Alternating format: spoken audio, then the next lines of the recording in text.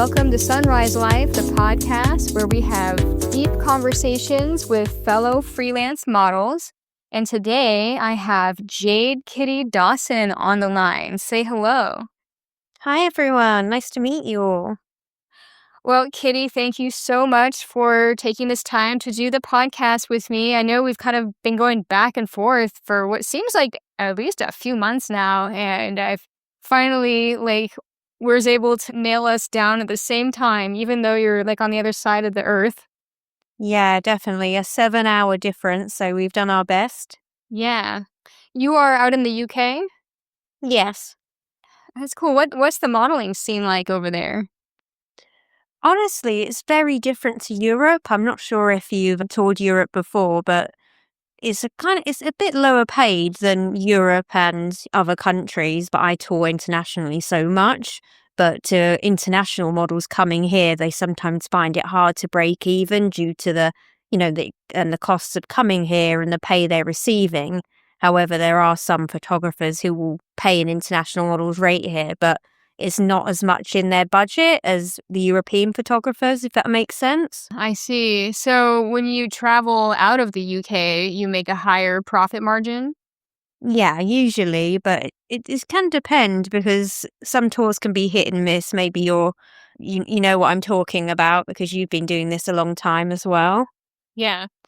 I've traveled to Europe and the UK. I haven't done any shoots in the UK, but I've done a few here and there, mostly for fun as I was on vacation in Europe, but I haven't done a full-on tour in Europe trying to make a profit. So internationally, the only places that I've really toured outside of the United States for a bunch of bookings has been Australia and, oddly enough, Singapore. Oh, awesome. Yeah, but Australia is pretty good. Have you traveled there? I'm actually planning to in the new year. I'm quite nervous about it. Sometimes I'm thinking, oh, do I go ahead with it or do I push it back? But I think that's just a bridge that, to get put on that kind of shield of armor and just go and do it because you regret not taking those chances and going across the world and doing something you've not done before. Everything new can feel a bit nervous at some point, but that's just because we're human. So we do need to take those leaps of faith for sure. Yeah, totally. I've been there a few times and it's a pretty big flight to get out there. So each time I went, I was there for 3 whole weeks just to make enough bookings to make the flight and all those expenses even out.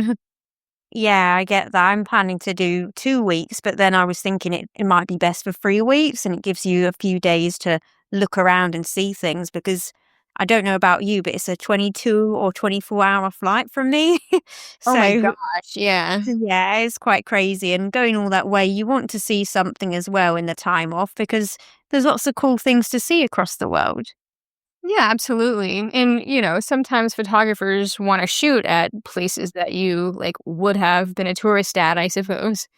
Yeah, definitely. And I have got quite a lot of interest so far. And one photographer wants to shoot with me for 2 full days, and he's going to pay for 2 nights of accommodation for me. So that's quite, Awesome. yeah. That's the best. So So it's gonna be fun.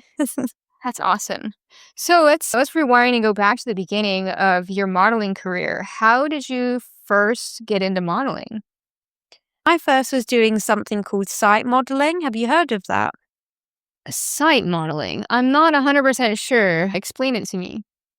Well, it was basically a kind of, I don't know if the word would be a fad or something, but I would just call it that at the moment. But there was a time where lots of people that were alternative would take their own pictures and edit them. And there would be different Facebook accounts and pages that would with different names like Eat Your Heart Out Site Modeling and just alternative pages also in general, like pages with thousands of followers. And you would share your pictures with them, and if they like them, they would share them on their pages and even maybe add you as one of their site models. So at one point I had 5,000 Facebook friends just from that because of all these people that like the pictures. And I started it because I really loved doing my own makeup and hair, the styling and creating the pictures. I was like a one-woman show. And some of these pictures went in online magazines as well. And I really enjoyed it. It brought me out of some mental health I was experiencing, like depression and anxiety and such. So doing something creative really helped me, and feeling good with my own appearance made me feel good as well, because I was bullied a lot in school. So I started the site modeling at 14, and it just made me have something to focus on and enjoy and get creative, if that makes sense. That's cool. So the site modeling, that's something where you take your own pictures and you contribute them, and there's these online groups that can reshare them, and you can gain a following from that. Yeah, definitely. And that was my first kind of jump into the model world, but not the professional world. That was basically like the egg that started it, if that makes Oh, sense to me. that's cool. And then how did that transfer from site modeling into like doing paid photo shoots? There was a few people on my Facebook at the time when I think a few years later they mentioned to me a modelling website in England called Purple Port. And Hmm. they told me, "Have you ever heard of that? I think you would like it on there." But I was only 16 at the time, so I thought I would wait until I'm 18 to join, because obviously if you're younger, you're going to have to come with your parents to these shoots and that kind of thing. And they probably weren't paying anyone at that age as well, because it was more for collaboration, I assume. So Hmm. I waited until I was 18, and then I collaborated and enjoyed it. And I said to myself, I'm going to have this as a hobby and see what I think. And you never know, one day I might, get work from it. And I did have an intuitive feeling when I said that as well. And like the site modeling, I really enjoyed doing it and meeting the different people and getting some bookings here and there for a while building my portfolio, and eventually getting to how I am now with it being my full-time job, which if you told me that back then, I would have had faith at one point, but I would have been a bit skeptical, like, is that Hmm. really going to happen? Yeah, totally. And so when you started when you were 14, you were mostly an alternative model. And is that just because that was your style at the time? Like you were like a goth girl? Yes, that was my style at the time, and I still got lots of alternative clothing, but I don't always shoot in it, but sometimes I get requests of those kinds of things, or cosplay and gothic, but I'm mainly quite versatile now. I used to even have snake bite piercings, and Oh, I don't cool. have them anymore. Yeah. So Yeah, I with definitely alternative modeling, it's like when I think of alternative modeling, I think of like lots of tattoos. Do you have lots of tattoos? No, actually, I've got no tattoos. The piercings and the makeup and styling was what kind of made me alternative looking, if that makes sense. Yeah, gotcha. I was like, because I didn't see any when I was looking at your pictures, but I guess maybe I don't know if that's like a United States association with the alternative modeling and tattoos, but yeah.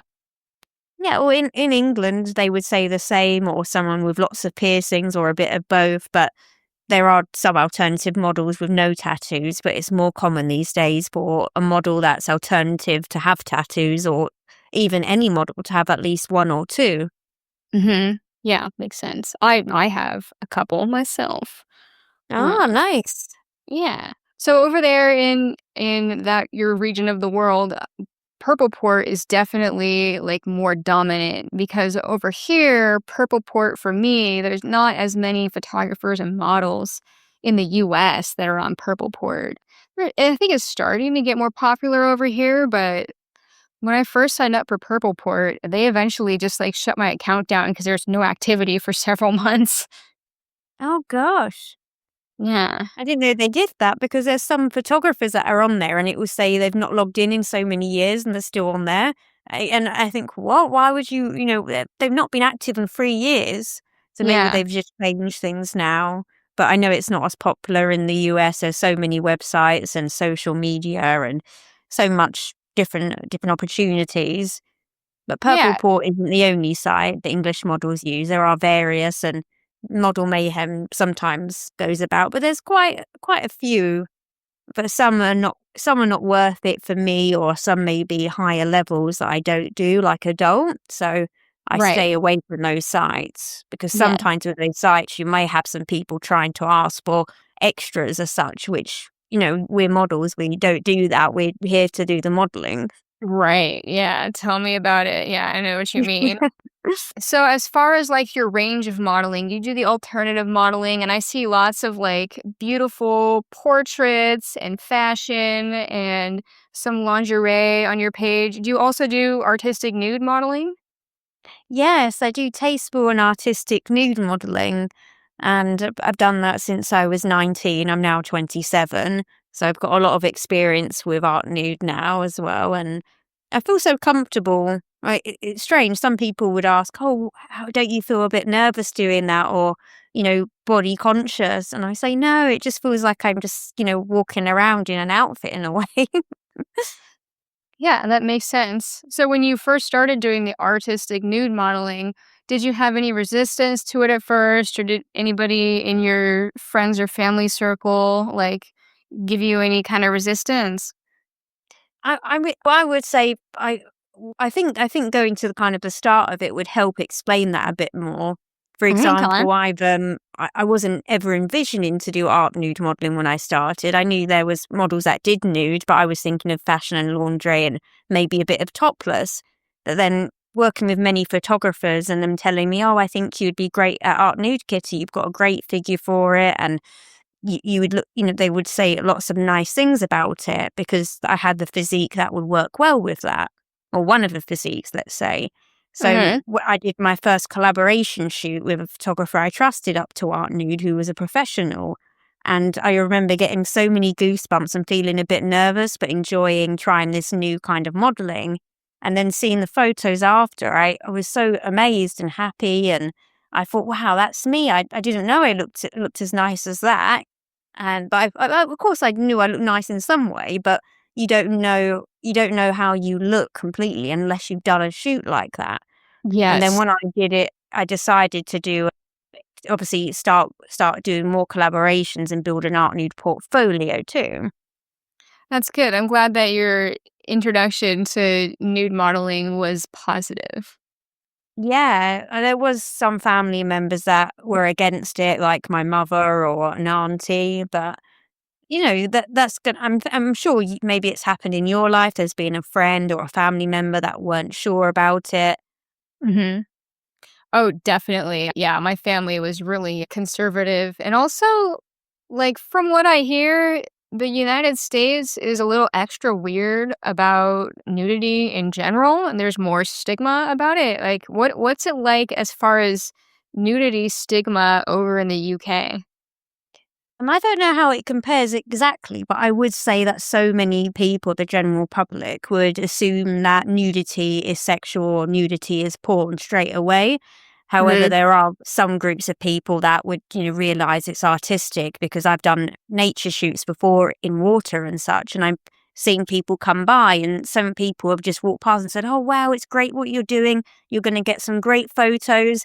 So to hear some people say that have, witnessed me art nude on location that don't know me at all, it shows that there are people that understand this. But there's also equally people that are very opposed, or they think you're shooting a porn or something when you're just sitting on some rocks and posing away. Yeah, it's nice if there's a passerby that you maybe weren't necessarily like hoping to cross a passerby out in a nature shoot. It's nice when they're like, "Oh, cool, keep doing what you're doing," instead of like freaking out. Yeah.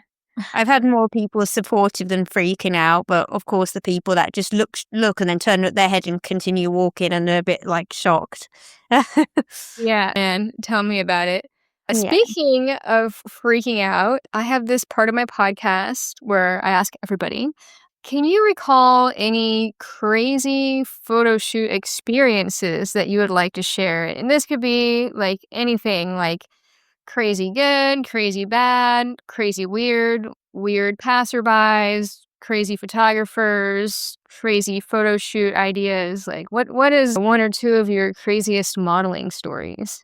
There's so many because I've done like over 740 shoots now, but the one that's sticking to my head right now currently would be I was posing art nude in Ireland in this, nature reserve. And randomly, this guy walked past and saw me, and he sat at the bench nearest to us, took out a sandwich from his brown sandwich bag, and we just started eating it, watching the shoot. Uh, And I thought, "What?" And he was just obviously curious, but I thought, "Wow, I'm his entertainment there." oh my And god, maybe that that's sounds like a small moment, but it was just funny witnessing it, like, someone sitting down just to eat their sandwich and watch you. whoa. How far away from you was he sitting? Very, very close, I would say. I wouldn't be able to gauge the numbers, but he was close enough, Uh, definitely. yeah. Did he say anything? Like, No, he didn't. I think he was just a curious old man, actually. it's extra weird when people don't say anything. Yeah, definitely. But I do think that maybe, like, at the end of the day, you can imagine how many people he might have told. He might have said, "Oh, you won't believe what I was eating my sandwich watching today in the park." Right, yeah, exactly. But, like, honestly, like, for people listening, if you're out and about and you are witnessing a nude shoot, I in my opinion, I think the best thing to do would say, like, "Oh, I love, like, what you guys are doing here. This is so nice." And if they wanna watch, be like, "Would you be comfortable if I sat over here and observed if I didn't bother you?" I mean, like, what do you think about how do you make it not weird, you know? I think exactly, you hit the nail on the head there. A bit of communication just to, be civil and peaceful and, show that you're not being strange and you're just friendly. Yeah. Because obviously the model could be slightly vulnerable being nude and there is a photographer there, but you don't know if he can fully protect her if this person's strange. So it's Yeah. good to make all parties feel safe and just be friendly and human. Yeah, exactly. In your region, are there, like, nude beaches or, like, nudity permitted in, like, nature areas that people go to?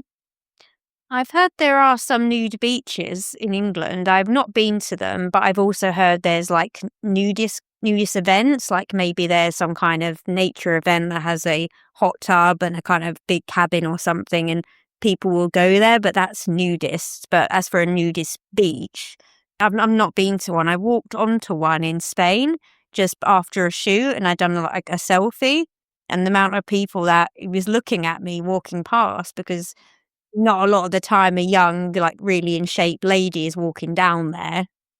Yeah, totally. The reason I ask is because among all of the podcast episodes that I've interviewed people on, a good chunk of the crazy stories that people have told have happened at nude beaches where there's just like some naked guy like wanking it like in the bushes watching the photo shoot. Oh my god. Yeah. That's Wow. right, yeah. So, like, it's kinda weird because it's like you would think that the nudity-friendly zone would be the place where people are most normalized to the nudity, but Yeah. I think that it often attracts, like, the opposite kinda crowd. Yeah, you have to be careful. There's some photographers also that have told me in the past that they're a nudist, like outside of photo shoots, and I was Mm. quite open and respectful of that because everyone comes from all walks of life, and that did make me think, oh, maybe they're more comfortable with it, but not all the time because I once actually shot with someone while they were nude. They asked me in advance of this, and I said, as long as you are an actual naturist and you're not going to be weird, I've not done that before, but I knew this person for probably like, I don't know, 4 years. I used to tour out there in Ireland twice a year. So I built up that rapport with them for so many years and they asked. So I felt comfortable with them and I thought, okay, they're not going to be strange. And turns out, even after knowing them for those years, they were strange and they were trying to ask for a hug and trying to ask for a kiss and it's crazy, isn't it, that you know someone for that many years and stay at their house on tours and shoot with them each time, and after all that time, really, their nudist approach is actually they're a pervert. That's what it Huh. is. That's what it Yeah. is, isn't it? Some of these Yeah. nudists are perverts and some are actual nudists who are just comfortable with being nude and, being in nature. Yeah, right, and, like, there's no harm in, like, trying to, like, give somebody the benefit of the doubt, like, "Oh, yeah, I wanna respect your lifestyle, and if you would prefer to also be nude and this is your lifestyle, then this should be comfortable, right?" But it's so disheartening to hear that that person got weird on you. Yeah, exactly. It just makes me think I was being a bit naive because many models wouldn't even say yes to something like that. But that's the last time I say yes to something like that. That was a good few years ago now. But Yeah. it's weird because also the person every I don't know, every so many months they try and email me and say like if you're interested in coming for a tour, I'm happy to host you or I'm happy to book you for a shoot. And I think, don't you realize you burned that bridge now? So definitely it's a bit creepy for sure. Yeah. Does he know that he freaked you out? Yeah, I told him that that wasn't on, that, you was nude, and I respected that as long as obviously you're, not sitting in any weird positions in front of me, of course, Yeah. and, not trying to, like, make anything sexual, but Yeah. him asking for a kiss and a hug, maybe it wasn't sexual to him, I don't know, but at the end of the day, you've not got clothes on, you're not supposed to ask that stuff even with Right. clothes on, really. Right. So, maybe a Yeah. hug rarely with a photographer you've known for years, but, Yeah. he knew he was nude, he was trying his luck, and we was on an island in Oh, Ireland, oh my funnily god. enough, like, you get what I mean, an island in the country island, so Yeah, there was so no you're way off of this island because we was like on it trapped. together. Oh my god, that's so awkward. Yeah, and it wasn't like he was trying to kiss you when he wasn't nude in the past, so, like, I Yeah. don't understand how he can't see how he was being creepy. Yeah, and he even said to me at the shoot day at one point, like when he was nude, and he said he went out of nowhere. He said, "I've never had sex with a woman." And I said, "What, really?" And he went, "Oh, there was one time I forgot about that." And I thought, no, this person is a virgin, and they were probably like in their 70s. Oh my god. So I feel like they were emerging and it's probably messed them up a bit in their head because, as humans, we have to have sex at one point to, balance our brain and everything. It's a part of life. I hope it's Yeah. not too strange mentioning that to everyone here, but I'm sure you will get what we're saying. Yeah. Yeah, it's normal to have, like, human connection on that level between consenting adults. Yes, Yeah. exactly. Exactly. But I see that situation as a very crazy one, and I didn't even mention the cherry on top of it. When we was coming off of the island, he put the shelter down too soon when I told him to keep it up because it was really hot. And we and so he decided to put the shelter down before the boat was coming to collect us. And I asked various times, could I have the sun cream, please? Because we were sharing sun cream and it was in his bag. And he kept saying, "Oh, soon, soon." And I kept having to keep asking. And then eventually, the last time I asked, "Oh, no, no, we can't now. It's at the bottom of my bag." Uh, And by the time we were getting on the boat and got on the boat broke down in the water. uh, And when we finally got it working after probably an hour in there, or like on the sea, or not on the sea, I don't know what, I guess it's the sea or the coast, let's say. Once we uh-huh. finally departed, I noticed so much redness on my face and I was chronically sunburned. I was in the sun for 5 hours without sun cream and it wasn't my choice. I didn't, I was denied the sun cream and the shelter was obviously put down way too soon. And I had Yes. to take about 2 months off of shoots or a whole month. It was quite a long time and I looked like I had a chemical accident.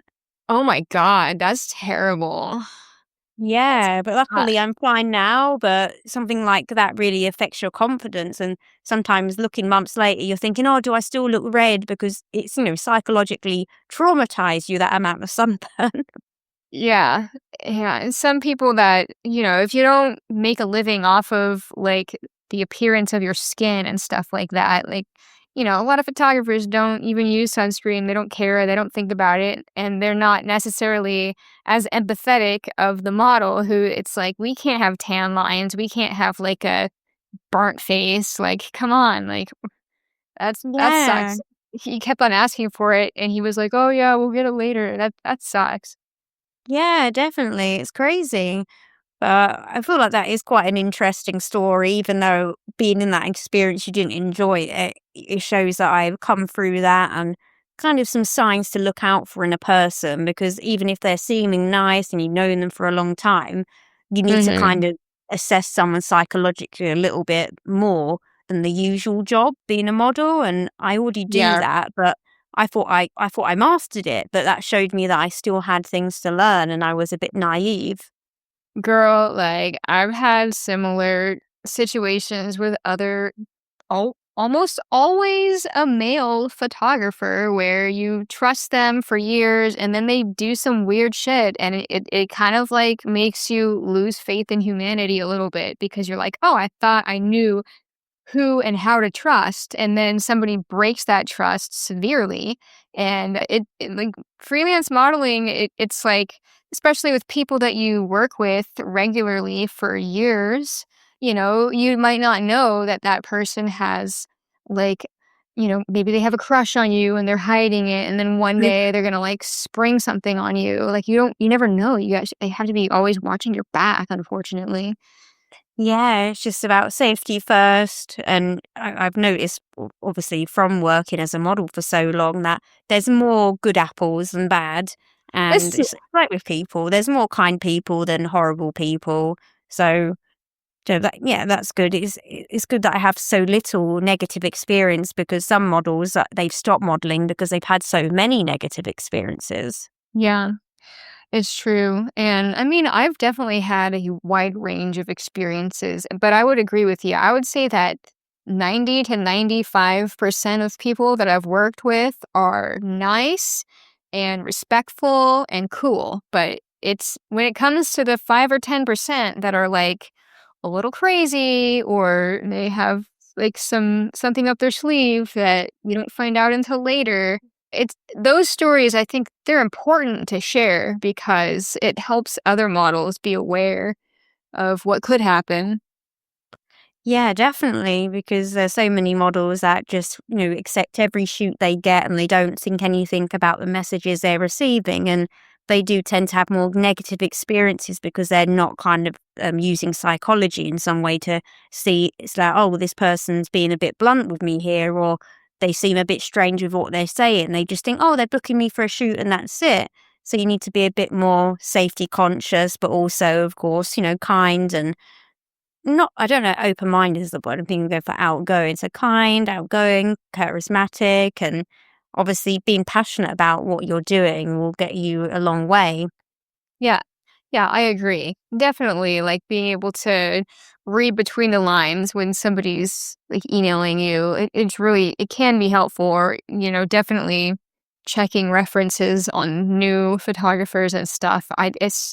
It's all important, and but yeah, I mean, every once in a while when I'm trying to check references on somebody, they'll get offended and say like, "Oh, are you calling me some kind of a creep? Like, I don't wanna work with somebody who's accusing me of being a creep." And I'm like, "No, I don't think that you're a creep. I'm just doing my diligence of checking references like I always do for everybody." So, I think that in itself could be a red flag.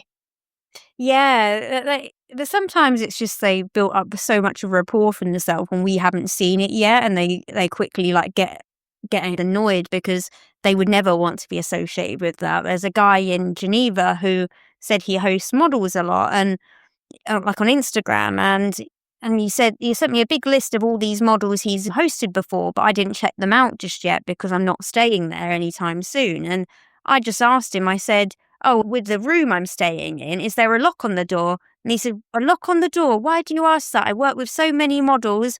And I can't remember exactly what he said, but it seemed like he was making a point to try and say that, why do you think I'm weird? I work with all these models, I'm fine, kind of thing. And I thought, well, I'm just asking about a lock. And I said, oh, well, does it have a lock? And he said, no, because sometimes I need to get my stuff.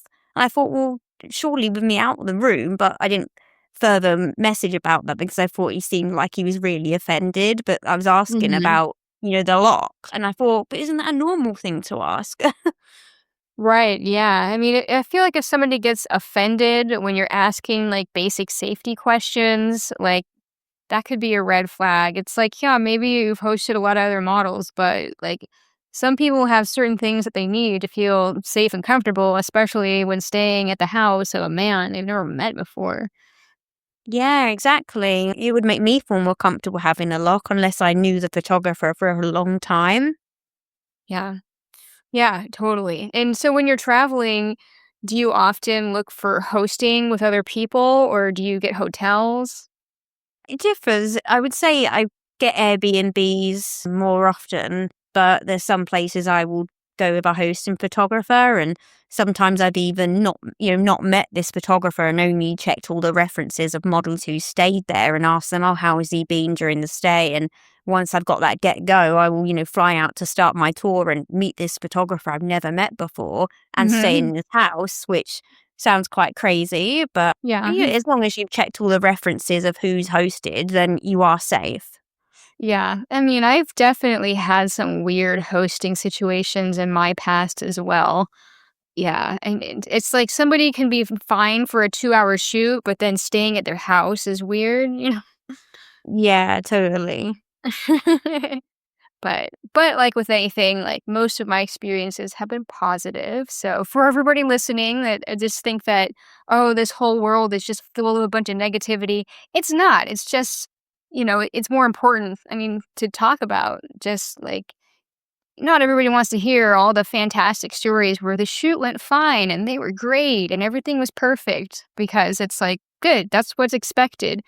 We want to raise awareness about, things to look out for. And like with the photographer that didn't want to let you use the sun cream, like that's an instance of like something that's not necessarily like creepy or predatory, but just kind of like a lack of empathy or a lack of like decency when it comes to like making sure that the model that you're working with is like, their autonomy is protected or they're safe and comfortable. And things like shooting in the cold, or if you have a full day shoot, having a break to have lunch, like things like that are some things that I have had hard lessons on in the past, and I've had to learn the hard way, what my boundaries are, and a lot of models have. Yeah, definitely, because there's some photographers that won't really think about that stuff, or they'll be so much about getting them as many pictures as they can, even if they're not all gonna be quality. But it does seem like a lot of photographers, once they get past the very new stage, they end up taking less pictures and working with quality and making sure the model is comfortable and offering, water or snacks. And in England, different teas and more, Ah, teas or coffee. that's nice. So, in your area, when you're traveling internationally, what are some of the main places that you go? And mainly when I go international to Europe, I would go to Netherlands, Belgium, Germany. I would go to also Ireland and Scotland and Wales. And I've been to Norway once so far, but there's not a huge community or huge list I've gained at the moment, so I've not went back just yet. So Ah, I'll need to do a bit of a search to find some more photographers. And I've also been to Switzerland 2 or 3 times now, which I really enjoyed. It's a beautiful country. really? That's awesome. I've never been to Switzerland or Ireland, but I've heard that they're really beautiful, and one day I'll definitely go out there. Yeah, and definitely, it's so beautiful, and so many photographers I meet abroad are usually really lovely, and sometimes I'll turn up and they've got all this different, like, food and snacks and things prepared, and it kind of, shocks me, and it makes me smile. I remember one time where I went to a shoot, and I think he's already said in advance he's going to make sure there's food there, and I thought, "Okay," and when I turned up, the whole table was full of food. It was Oh my bread and hams and cheeses and all this different stuff, but because I'm plant-based, I couldn't eat any of it, so I felt Oh, guilty. But I thought, well, this effort he's put into, I just that effort and that thought was enough for me, if that makes sense. It was so yeah, lovely. But when I told him, "Oh, I can't eat any of it because I'm lactose intolerant and I'm plant-based," you saw his face drop, and he probably was thinking, "Oh, why did," and then he said, "Why didn't you tell me?" And I thought, "Because you didn't ask me." What But it was right. just so sweet though. Uh, It was so that's kind. Too bad you couldn't have eaten any of it, but it is nice when photographers provide snacks. It just shows that they see you as another human being. Sometimes they ask in advance, "Oh, what sandwich would you like?" and stuff, but usually when I'm on shoots, I avoid wheat. That's, like, the main thing I avoid just because I seem to bloat a lot from it, and obviously Nice. our image is important, so if we're going to a shoot and we look really bloated, we might not like any of the pictures, and, you Yeah. know, so it's about doing the best thing for us, and usually if a food bloats us so much, it's probably, like, not a good food for us. Might be like an Yeah. intolerance or something. Yes. So photographers listening, even though like stereotypically in the past people say don't feed the models, feed the models. We like snacks, but ask us what our dietary needs are first. But I would say that snacks and water, coffee, like whatever, like it always lifts my mood. Like even if it's just like, you know, just quick and easy snacks that you just picked up at the gas station, like a protein bar or something like that. Like, Mm. it's nice. Yeah, definitely, and it shows you're thought of for sure, and it helps give the energy boost, especially when you're using so much physical energy Yeah. modeling, which not a lot of people or the general public realize. Some people may Mhm. think that modeling's like an easy job or not physically demanding, when you know more than anyone how physically demanding it is because of all Yeah. your trips. Yes, definitely. Yeah, especially when you are living on the road. Like for me, having lots of small snacks throughout the day is a good way to maintain my energy because if I eat one big meal, then I feel lethargic for a while afterwards. So I just travel with snacks and if the photographer is going to provide snacks, that's even better. Mm. Yeah, I agree. I just feel like I wanna just sit down and watch some TV if I have a big meal. So Yeah. snacks and smaller things are more helpful to make me feel energized. Wow. I have another question that I would like to ask that I also ask everybody on the show. I call it the rising phoenix era of your life. Can you describe a situation, and it could be related to your modeling or not, where you were faced with some kind of challenge that you had to overcome? Is but Hmm. Now take your time. okay. I would say the leap of faith of having but complete belief in myself and the universe, if that makes sense. Hmm. With when I moved into my own house, my dad was here for a few years, and before he moved away, he was making sure that, "Oh, are you sure you can support yourself after I leave? Are you gonna be okay?" And I said, "Yeah, I've done all my calculations, and my averages at work are completely fine to be able to run this house and live and all that kind of stuff." And obviously you feel a little bit nervous because anything can happen, and the lockdown happened a few years before that. Hmm. So that shows you, it shows you not, you are not all, we don't know everything to come, but me having that faith in myself and pushing myself when needed, as well as knowing that the universe will take care of things and things will work out how they're supposed to, as well as me putting, of course, energy and effort in, that will work out. And a lot of people might think that's a bit risky doing something like that. But I would say any business that you do is a risk. But if you put in the effort, then it will usually all work out. I don't know if that sounds a bit too black and white, but No, it makes you reap sense. what you sow. Yeah. When I first moved out of my parents' place, I kind of had like a similar fear like, do I make enough money to pay rent and buy myself food? Like, am I going to be okay? And at that time, when I first moved out of my parents' place, I had like a job at a fast food restaurant. So I technically had like more security because I had a paycheck. But when I became fully freelance, that was another leap of faith, which is what I'm guessing you're describing. Because when you moved out, was all of your income from modeling, or? Well, I moved out to my new house with my dad for a few years because Uh huh. he was going to move out when he retired to live Mm. abroad. So he was only going to live with me for 1 year of this new house, that's mine. But then the Oh, lockdown happened. So he stayed here for 3 years due to not being able to get abroad because obviously, you yeah. weren't to get flights as easy and such. but Yeah. I've always had modeling as my full-time job. I've not actually done another job. Only like a day or something in a job and not enjoying it. Like I worked Uh-huh. one day in a kebab house and I Oh done god. terribly because I couldn't tell the difference between the different kebab names being plant-based. Wow. Oh, thanks for Yeah. clarifying that. I think I maybe didn't understand it at first, but yeah, no, that totally makes sense. Yeah, so it did feel I wouldn't say even more nervous, but having no job before and starting the modeling and then eventually getting to a full-time freelance job, basically knowing, "Okay, am I gonna be all right? Because I've never had another job before, and this is my job," if that makes sense. Yeah. So it was a Yeah. different challenge, but still similar vibes to yours because being a freelancer, you can't predict everything, but some months are way better than others, so it does balance out. Yeah. Yeah, exactly. It sounds like your dad was really supportive. And was he like concerned about your career path? He was always very supportive of it, and like he even as a as an well, it may sound weird to say, but if I had an art nude photo I liked, I would show him and he would say that looks really lovely, looks artistic, I love the shapes. So he would see it as an actual, an artistic point of view.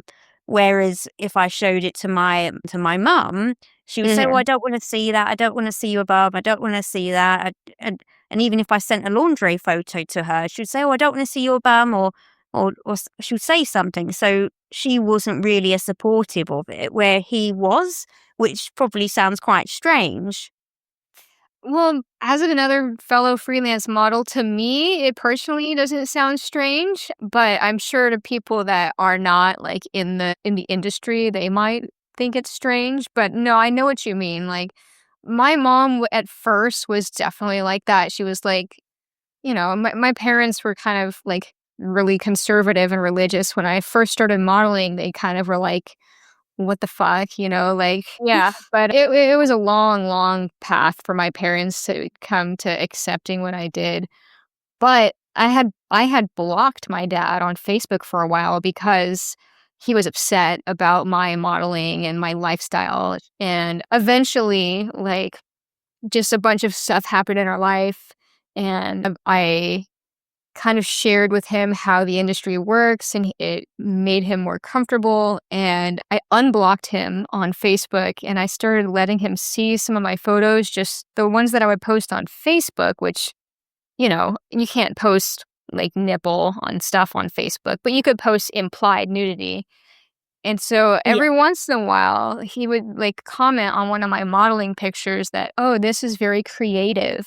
And I was like, that's the exact response that I was hoping for. So for your dad to see that as creative and liking the lines and the shapes, it means that he like understands what you're doing, and like he doesn't think that it's some kind of like a phase, or that you're acting out, or that you're in it for the wrong reasons, or that it's like some nefarious activity.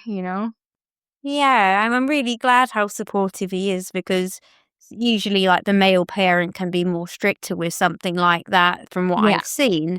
So, yeah, I'm very grateful. And I did first do a modeling shoot when I was 12, and it was like with one of those companies that try and tell you, "Oh, yeah, we'll take these pictures and you pay for them, and we'll Uh, put you in our agency and we'll help find you work." But it was a scam, you see, that I'm sure you've heard of that most popular scam. oh, yeah. And he paid for those photos, but I even Oh, felt a dodgy vibe on the day, and I said, like, when they was asking for the payment, I said, "Oh, it's up to you, Dad, because I'm not really sure if it's okay." But him being a dad and wanting to, help me out probably and think, "Oh, but she wants this," and paying anyway, even though I wasn't sure. And then him realizing, "Oh, no, this is a scam. They word it carefully to make out that they can put you on their website and find you work when that's not how it is." yeah, that So that was my sucks. first experience with, like, modeling as such, but that was just obviously something to get a lot of money from people. I think Yeah. he ended up paying, like, £500 for the pictures, Oh and my I didn't ever god. use them, only just on Facebook for my own, friends. And you were 12? Yeah. Well, actually, Wow. maybe 13 actually, 12 or 13. Alright, still, that's so young to be scamming 13-year-olds. That's messed up. Yeah, I've seen them in the newspaper before, these companies, and I think they're making a big crackdown, but I still see some websites come up and they're like, "Oh, any model, we're looking for anyone of any age, be seen now." And even on the day, they'll put someone in the room that gets rejected, like, someone will come out and say, "Oh, you didn't make it," and the person will walk away all upset, but then when they're actually telling the people to pay, they're saying, "Oh, come in the room." So, that it's already suspicious. Why would you reject him in front of everyone? Why wouldn't you reject him in the room? You know? Mhm. Yeah. So that Yeah, was a bit that's crazy, and I hope more people know about that, because there was a friend of mine that said, "Oh, I'm gonna get into it," quite a few years ago, and I told her, "Look, I've been modeling for a while. That's not. I don't think that's right. I think that's a scam. If they're asking you for pay, it's wrong." They said, "Oh no, they chose me. They don't accept everyone." And I said, "Okay, so I believe what you want, because that's not true." And they never spoke to me after, probably because they realised that I was right, and they didn't really want to admit what happened. But I wasn't yeah, there to point fingers. I just wanted to help them, of course, because I experienced that myself, and it's good to be aware. But yeah, there are many modelling agencies in England that are actually real agencies, of course. If you want to find any actual ones, everyone, there's a model directory website I know where you can search for all of them. And yeah, it's called Models, or what is it called? Slash oh. agency slash. Maybe you know it. You know, I think I've heard of it, but I haven't, like, signed up for it or anything like that. I've not signed up as such, but it's good to search like in different countries and see how many agencies are there, because they only have legitimate ones. So if you get an inquiry from someone saying, "Oh yeah, we can bring you for a portfolio testers shoot or something," then just probably, if they're not on there, don't say yes. Just go to Yeah. the source and you can start applying, and see who's interested. Yeah, when I was around 20 or so, I fell for a similar scam where they wanted to charge me like $400 to like start a portfolio with them. And then they're like, oh, but you're going to make your money back with the first booking. And then there was no bookings, of course. Yeah, that's what they said to me as well. "Oh, you'll make your money back. That's only a small amount." And I did Right. make it back years later, but not because of them. Right. Yeah. Like if you have faith in like the models that you're signing, if they're gonna make their money back on the first booking, why do you just not charge them an initial portfolio fee, right? Like Yeah, usually a real agency just takes a small cut from each job. yeah. That's the same with like acting, casting agencies as well. Yeah. Yeah, totally.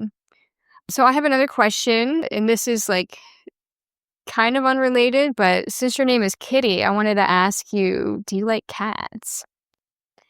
Yes, I do. I've had a cat called Harry since I was 12, and he's still around. He's just sitting next to my laptop right now and trying to tap me and trying to come up my lap. I've been trying to move him because his little bell may make a bit too much noise.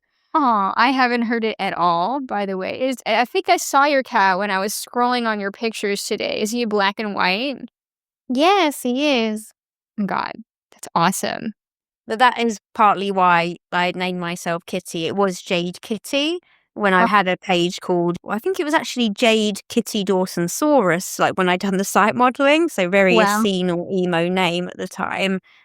And then when I was starting to be a professional model, I changed my model name to Kitty Dawson. Yeah.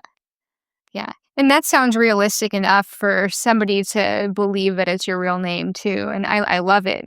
I mean, because also like your facial features are, you have cat-like facial features. You've got the big eyes, you have the cute face and like a button nose. So I feel like your modeling name really does emulate like your look as a model. Oh, thank you. That's really nice to hear. A lot of photographers say I have an elfin look, so I feel like the cat and elfin stuff kind of connect, don't they? Yeah, I guess when I think elfin, I think like a small chin and a small nose, but like big ears. I don't think you Yeah. have big ears. Yeah, I've got some elf ears, but I put them on top of my ears. Yeah, I that's recently cool. packed them for a shoot I'm doing because I've got some shoots coming up in London this week, and one of them's a big cosplay shoot, and part of it I'm going to be an elf fairy type character. That sounds fun. Yeah, Do you do a lot of cosplay? it's more kind of like sexy or glamorous cosplay than anything, but I have had shoots where it is more like cosplay, which is, I don't know if I would say proper or if that's the right word, but being an elf or doing Red Riding Hood or an anime character would be more on the lines of real cosplay to me, whereas well, maybe I sound rude saying that. I'm not trying to say the other cosplay isn't, but obviously, if I'm doing the real character, I want them to look as specific as they can. So I've got so many outfits for those things, and I do get a lot of cosplay bookings in the year over time, but it's more a variation. So some photographers may book me fashion to lingerie or fashion to art nude, and some may even just book for fashion. So when I do get a cosplay shoot, I'm quite excited about it because even though there's less room in my suitcase for other stuff because of all the cosplay outfits, it's fun to create these characters and do different creative looks of makeup. I think That's that's when I awesome. enjoy shoots the most, when I'm accessorizing and doing different makeup and creating these different looks, even if it's a fashion shoot where you're doing some elaborate makeup in it. Yeah, that's great. Yeah, a lot of traveling models just do like very basic makeup looks. So I do think that having like a wider range to be able to do more unique makeup looks is that's a good skill. I mean, that makeup is hard. It's like art, you know? Yeah, definitely. And I more often do natural and more classical looks because that's what a lot of photographers seem to prefer because it can suit a variation of ideas as well as waking up at like 5 or 6 in the morning to do a look that the photographer might not want. It can be a waste of time. So it's always good to clarify Yeah. if it's too much. But usually they will tell you if, you know, what they're looking for or if they don't Yeah. want you to wear certain makeup. I've got one shoot this week that told me to wear no makeup, which I don't often hear that. So I thought, okay, well, that'll be interesting. Yeah. Yeah. Every once in a while, I get somebody that requests that. I still put like a very faint amount of foundation and stuff. Just, Yeah. you know, they Yeah, don't that's what really they're want looking to go for, anywhere. aren't they? Just a natural look that doesn't look like makeup. Yeah. So Yeah. with your fantasy and cosplay outfits, do you make all that stuff yourself? I don't. I would love to be able to experiment with it, but I don't feel like I have a lot of time because obviously these people are pure stylists, how much hours they go into it with their sewing. But I usually source my outfits from online, like Amazon and different websites. And I recently found a new site that does a lot of gothic and different cosplay outfits. I'm not sure where they're getting them from, but it's surely not Temu because I've checked. But Yeah. I found a lot of nice things, and it didn't just come with the outfit. It came with like a bag of accessories to go with it. So everything you saw in the picture, you got. And I thought, wow, that's amazing. That's awesome. Yeah, that's really handy. I've made a couple costumes over the course of my life, but personally, cosplay isn't really like my thing. I do think it's neat, but I think any cosplay outfit I've ever accumulated was because I came up with a Halloween costume one time and then I just kept it for photo shoots in case somebody wanted to shoot me in it. Yeah, of course. That's a good idea. I Yeah. don't often wear Halloween costumes anymore because I don't really go to parties as much like I used to when I was a teenager, but I have so many alternative and cosplay outfits for shoots. Yeah. Or I got gifted them from people or bought some of them and I thought, oh, it'd been handy for a shoot one day or I would like to shoot in that. And quite a lot of them I've not shot in yet. So I have been recently making a fantasy and cosplay casting on Purple Port to let people know about all these outfits I have because most of them I've not shot in. Obviously, there's a wide range I have, but there's so many that I haven't because not all photographers prefer cosplay. It's quite a small amount of photographers who book me for that, but I Oh, still have all the outfits, if that makes yeah. sense. Yeah, and if you enjoy doing that, it gives you there's so much more like what's the word spark in it if it's something that you are really creatively invested in. It sounds exciting that you have all of these outfits that you want to shoot. Yeah, definitely. I hope I get to shoot with them more, but since there's a cosplay shoot this week, I'm gonna pack. Well, I've packed quite a few things, and I'm gonna pack this big Gengar Pokemon little onesie thing. it is cut at the thigh, so it's like a bit sexy, and it just looks so amazing. But when you're a traveling model, it can be hard to fit in proper cosplay outfits because of the suitcase room. Oh, So yeah. I fitted in what I can, as well as smaller cosplay like college girl and things like that. So there's a variation of small, skimpy ones, as well as two main ones like Riding Hood and the kind of sexy Gengar, which can still work for fashion. I wouldn't say that someone couldn't go out in it. It's, safe for work enough for sure. Oh, yeah. Yeah, that's great. Yeah. So we're coming up onto our hour, and I do want to ask you, do you have upcoming tours or anything else that you would like to promote on the podcast? Coming towards the end of the year, and I have some new tours for 2026 that I'm planning. They're mainly in England at the moment, but in 2026, I'll be off to Austria at some point for the first time to Vienna. I'm not sure about the dates yet, but it should be early winter. I'm going to Somerset in England in January. And usually in the kind of February to April period, I go to a range of European countries, and I'm looking to expand to Italy as well as Mhm. go back to Switzerland. So I've not set all my dates yet, everyone, but there's a lot of lovely places I'll be going to as well as returning to. But of course, the big one is in February or March, I'll be off to Australia and going to Uh, a few cities. that's awesome. So I'm guessing you'll be going to Sydney, but do you know where else in Australia you'll be going? Yeah, Sydney's gonna be the first stop. I'm planning to go to, I think, Brisbane, and there was, I think, one or two other cities, but I thought maybe keep it to two cities first because it's my first time, but I'm kind of Okay. tempted to add, like, Adelaide in. I was thinking of Perth, but that is quite a while away from Sydney, so I'm not sure. I'm Yeah. tempted. I've never been to Perth just because it's just way over on the other side of the continent, but there were some nature locations that were close to there that I really wanted to go to Yeah. Well, maybe you'll go next time. before. There's so many, the people there are so nice, and it is, I mean, to me, it feels very similar to the United States as far as like people's lifestyles and the kind of stuff they talk about, and the the modeling rates are similar to the United States, which, by the way, I don't know if you're planning to come to the United States, but the rates are good out here, which would be maybe the only great reason to come out here aside from some of the major locations are awesome, but Yeah, I was planning to for a while actually. I was going to go to Tennessee and California, but obviously the visa can take so many months to get verified and you need to have a really sound application. So I'm working on it this year and early next year. And when I've got all the things that I think, okay, tick, tick, tick, this is enough